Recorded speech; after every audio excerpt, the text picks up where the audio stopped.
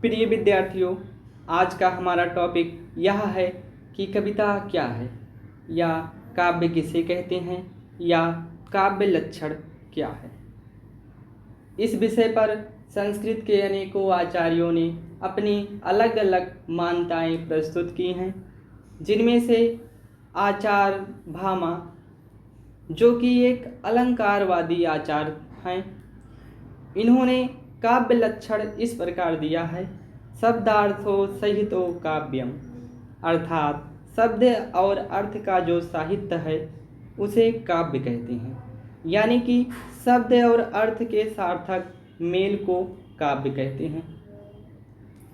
संस्कृत के जो दूसरे विद्वान हैं, जिनका नाम है आचार्य दंडी, इन्होंने काव्य का लक्षण कुछ इस प्रकार दिया है।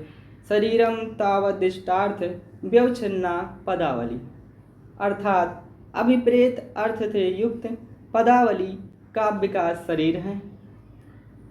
संस्कृत के तीसरे विद्वान, जिनका नाम है आचार्य आनंदवर्धन, इन्होंने काव्य का लक्षण कुछ इस प्रकार दिया है।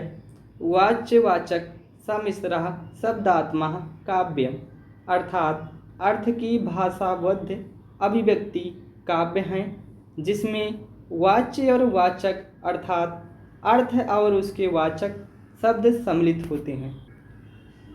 आचार्य आनंदवर्धन की भी यह मानता है कि सहृदय पाठक के हृदय में आनंद उत्पन्न करने वाली शब्द अर्थमयी रचना काव्य है, अर्थात पाठक के हृदय में जो आनंद उत्पन्न करता है वही काव्य है। संस्कृत के चौथे विद्वान, जिनका नाम आचार्य मम्मट है, इन्होंने काव्य का लक्षण इस प्रकार प्रस्तुत किया है। तद्दोषो शब्दार्थो सह गुणावलंकृति पुनः काव्य, अर्थात ऐसे शब्द अर्थ को काव्य माना जाता है जो दोष रहित हों, गुणयुक्त हों और कहीं कहीं अनलंकृत हों, तो भी हम उसे काव्य कह सकते हैं।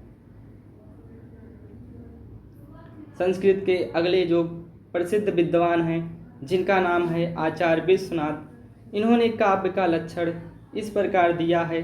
वाक्यम रसात्मकम काव्यम, अर्थात जिस वाक्य को पढ़ने से रस की प्रकटीकरण हो उसे काव्य कहते हैं। संस्कृत के अगले विद्वान, जिनका नाम पंडित जगन्नाथ है, जिन्होंने काव्य का लक्षण इस प्रकार दिया है। रमणीयार्थ प्रतिपादका शब्द काव्यम, अर्थात रमणीय अर्थ का प्रतिपादन करने वाले शब्द को हम काव्य कहते हैं। इसी श्रृंखला में हिंदी साहित्य के कुछ प्रसिद्ध विद्वान ने भी काव्य की परिभाषा दी है, जिनमें से प्रमुख नाम आचार्य रामचंद्र शुक्ल का है।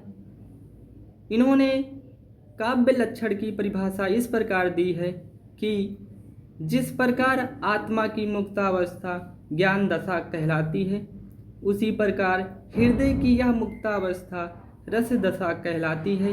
हृदय की इसी मुक्ति की साधना के लिए मनुष्य की वाणी जो शब्द विधान करती आई है उसे कविता कहते हैं।